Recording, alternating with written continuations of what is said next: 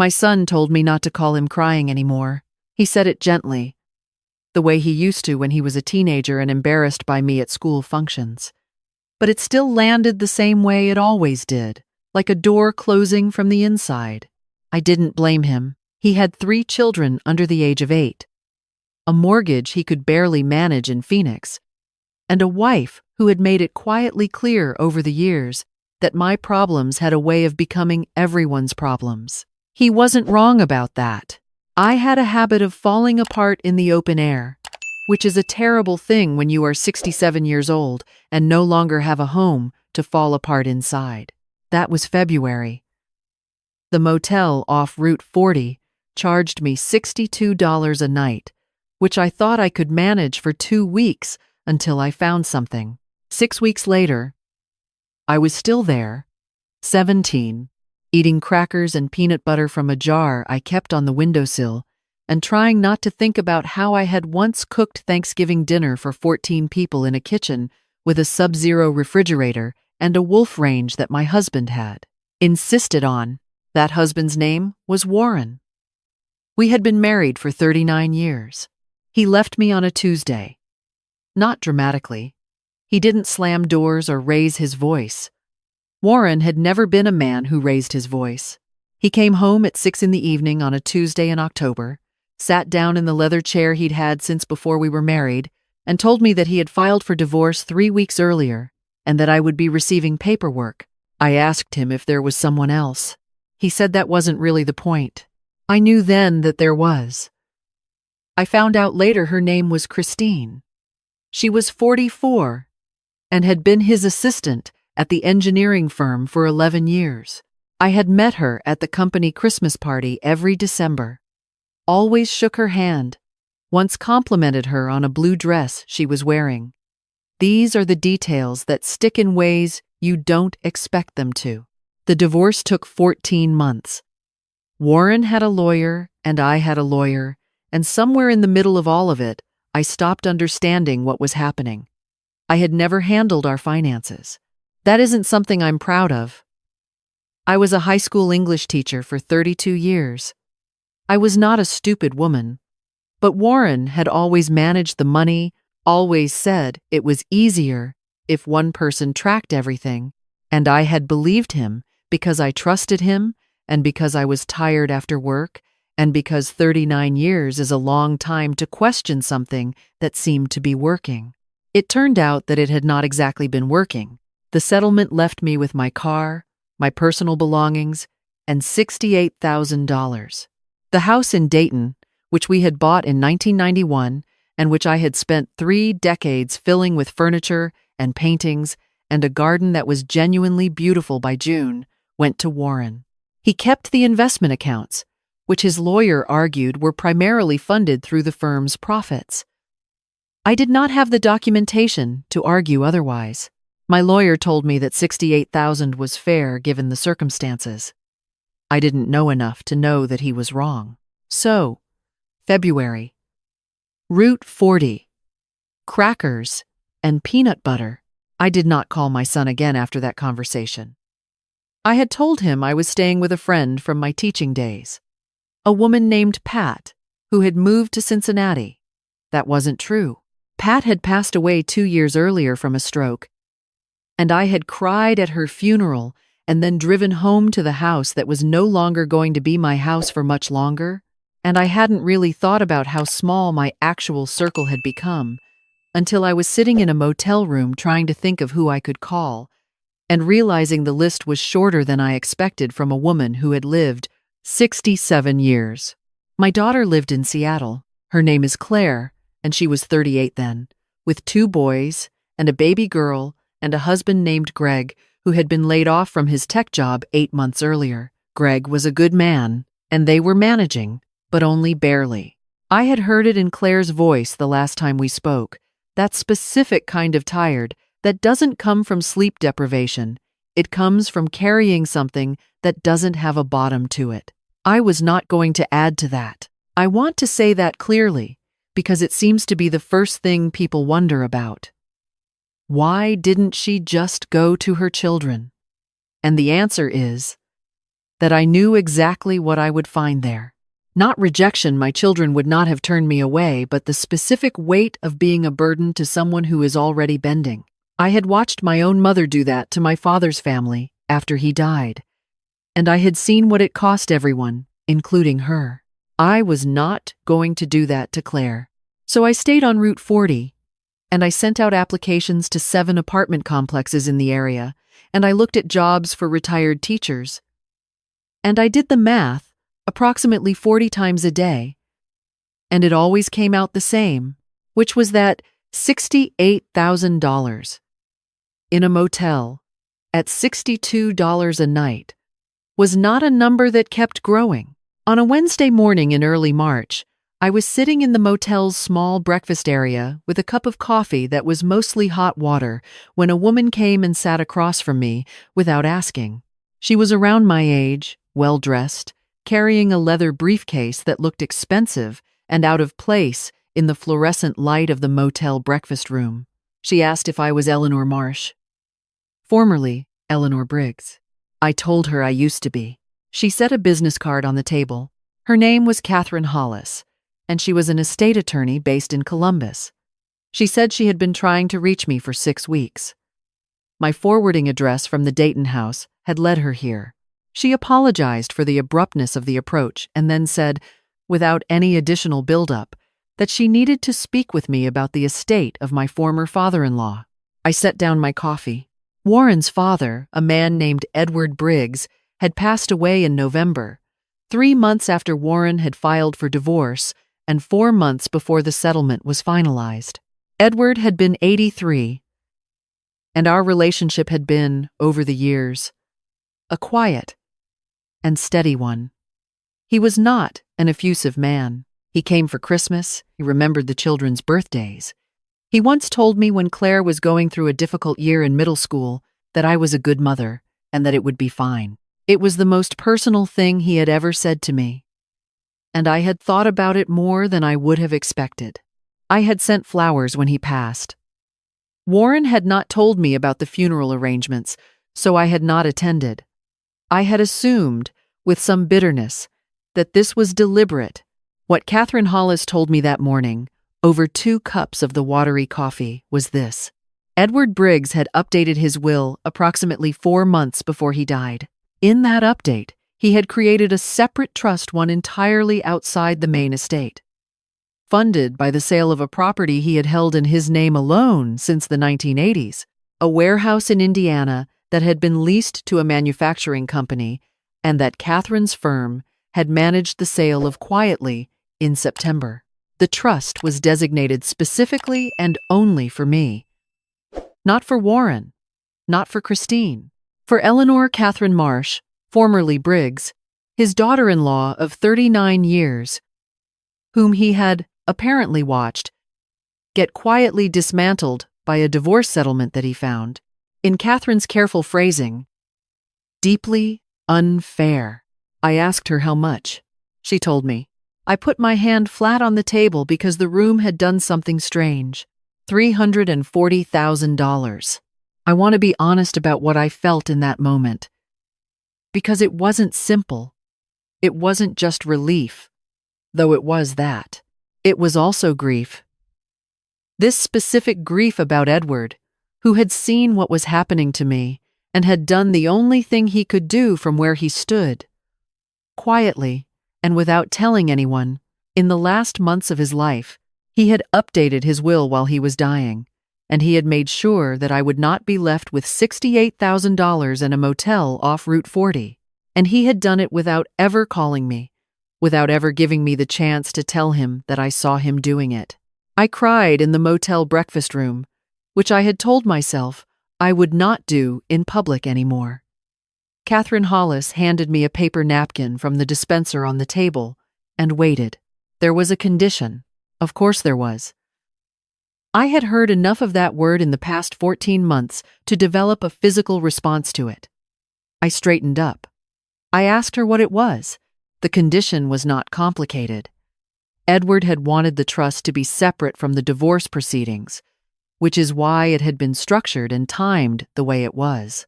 But because the divorce settlement had already been finalized, Catherine needed documentation of the original marriage certificate, photographs, any records that established the nature of my relationship with the Briggs family over the years.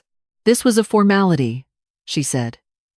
She had no doubt about who I was, but estate law required the paper trail, and she needed it within 45 days for the probate process in Franklin County.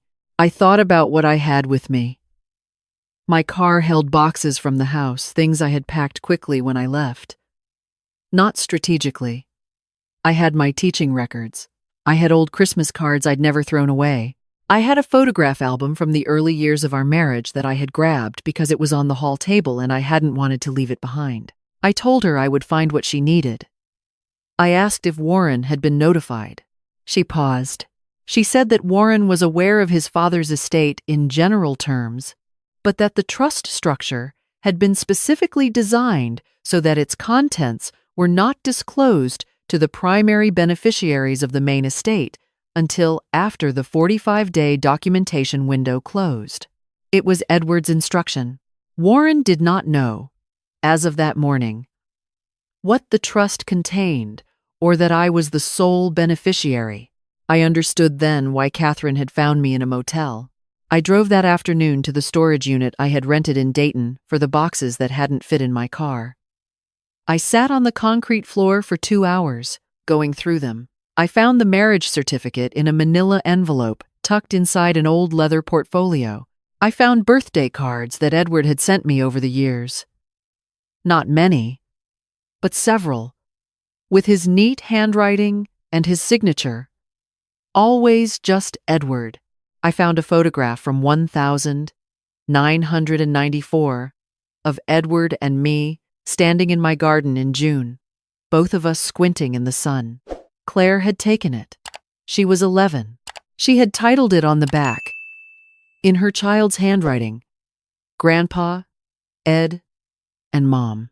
I called Claire that night. I didn't tell her about the trust. Not yet. I told her I was in Dayton, sorting through some things and that I missed her, and she said she missed me too.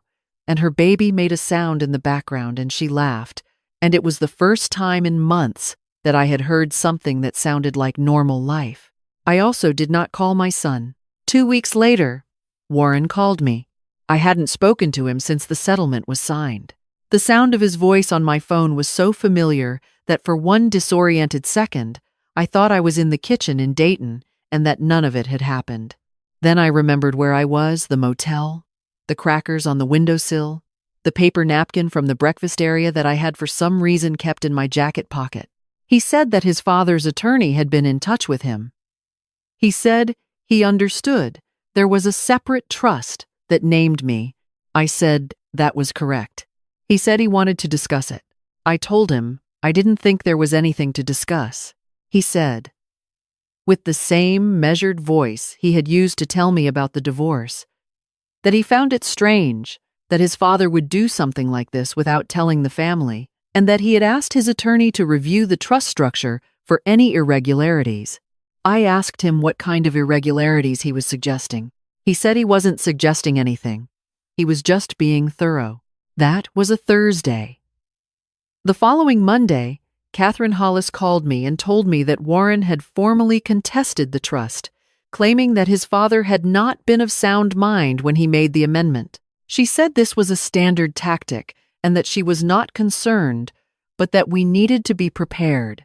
What I was not prepared for was Christine. I had made the mistake of giving Warren's attorney my temporary address, the motel, for correspondence purposes. What I didn't know, until the motel manager mentioned it with evident discomfort, was that someone had called the front desk, asking about my check-in and check-out dates, and whether I had any visitors. The manager had said he didn't give out that information, but the fact of the call itself told me something. The following week, I received a letter. It was addressed to me by name, with no return address, and it contained a single sheet of paper.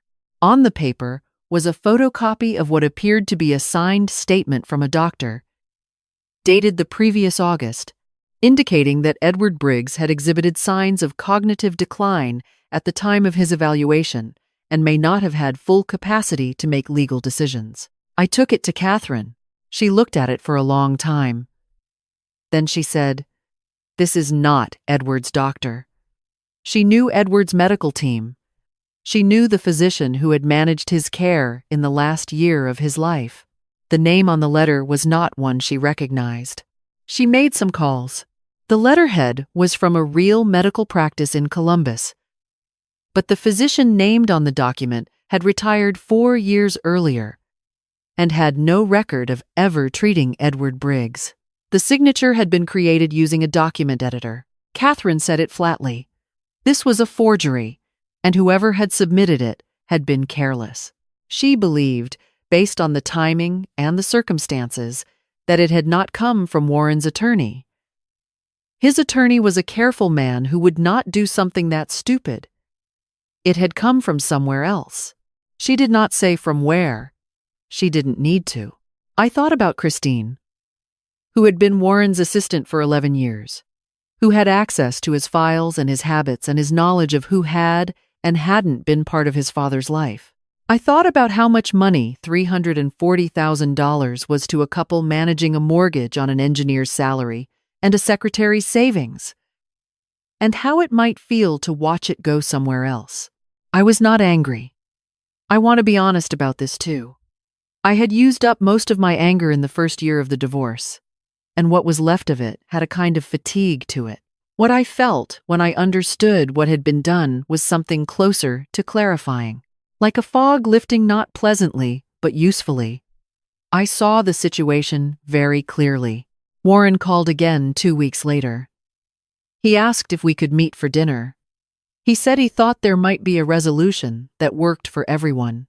He named a restaurant in Dayton that had been our anniversary place for most of our marriage, which I thought was either a coincidence or deeply intentional, and wasn't sure which was worse. I told him I would be there. I want to explain why I agreed to go. Because it wasn't weakness, and it wasn't hope. I had spent 39 years in that marriage learning exactly who Warren was, how he structured conversations, where his silences meant he was calculating when he was about to offer something that seemed generous and wasn't. I knew him the way you know a language you grew up speaking. And I thought that whatever he was planning to say, I wanted to hear it once, clearly, in a room where I could look at him. Christine came with him. I had expected that, though seeing her in person, at a table I had sat at perhaps 30 times before, was stranger than I'd anticipated. She was well-dressed, poised, the kind of woman who had learned to make herself easy to look at and easy to overlook at the same time. She shook my hand. Warren said that he understood this was difficult. He said that his father, toward the end, had not always been making decisions from a clear place. He said he had loved his father and was simply trying to honor what his father would have wanted when he was himself. He said that a trust of this kind, made under those circumstances, left to someone who was no longer technically family. He paused carefully before the word technically was the kind of thing that courts looked at seriously. Christine spoke once. She said that she and Warren had hoped we could settle this without further legal costs to anyone. She said she knew this had been a hard time for me. She said the word me with a particular softness that I recognized as practiced. I let them finish. I thought about 39 years. I thought about the Christmas party and the blue dress. I thought about Edward standing in my garden in June 1994, squinting in the sun, while an 11-year-old girl pointed a camera at us. I thought about what it costs a person to spend 4 months dying and use some of that time making sure that someone they loved would not be left with nothing. I folded my napkin. I placed it on the table beside my water glass, which I had not touched. I said, "I appreciate you meeting me. I hope your dinner is good." Then I picked up my purse, and I left. I did not raise my voice. I did not explain myself. There was nothing to explain that they didn't already know. Catherine Hollis filed the completed documentation on the 39th day of the 45-day window. The probate court in Franklin County reviewed the trust. The contested medical letter was identified as fraudulent, and Warren's attorney, to his credit, withdrew the challenge rather than pursue it when the origin of the document became clear. Warren did not contest further. I do not know what happened between Warren and Christine after that. I don't think about it. The funds were released in June.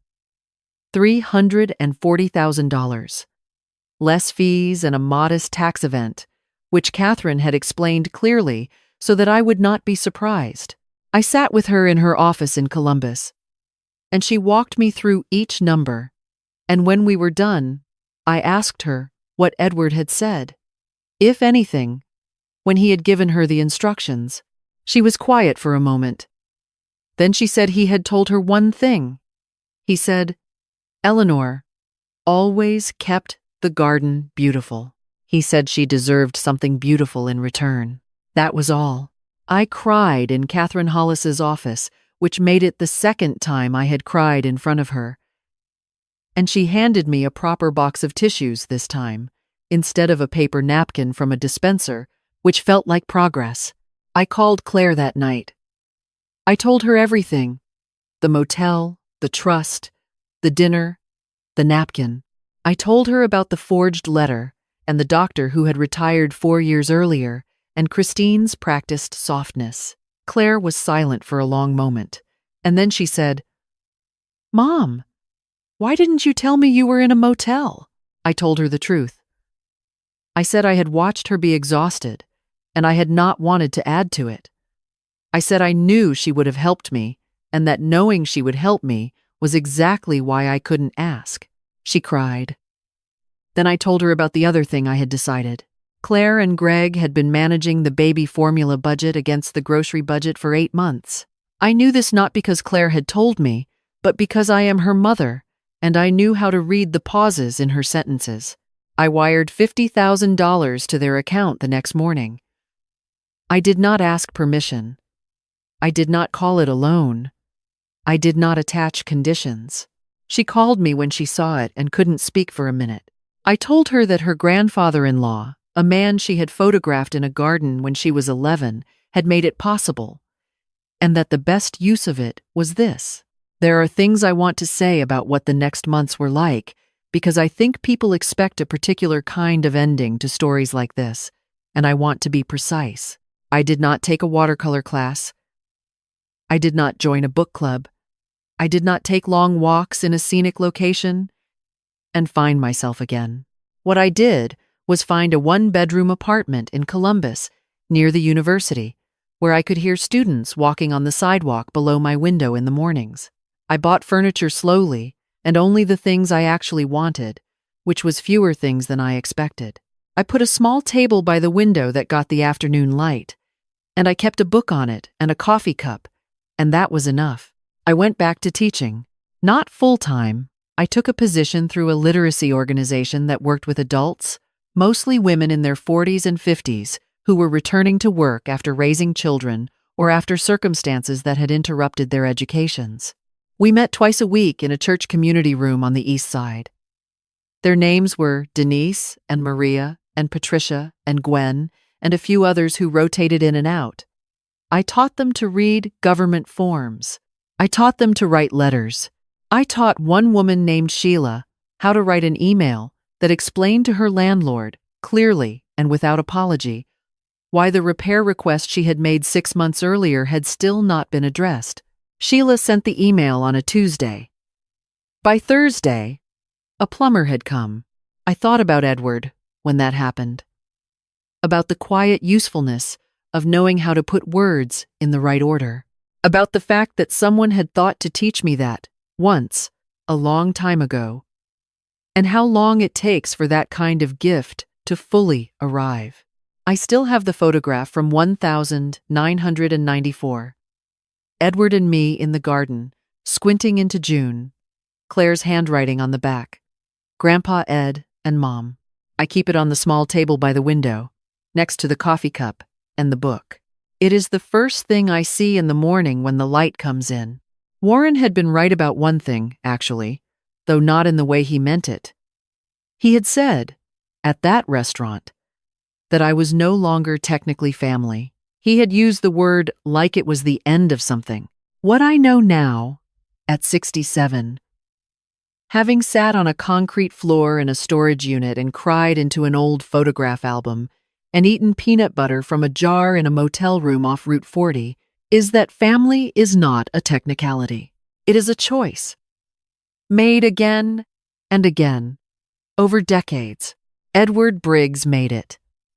He made it when he remembered my birthday. He made it when he told me I was a good mother. He made it when he spent the last months of his life making sure that I would not be left standing in an empty garden with nothing to show for it. I was never going to leave his memory behind in a settlement agreement. And he was never going to leave me behind in one either. That is not a technicality. That is exactly the point.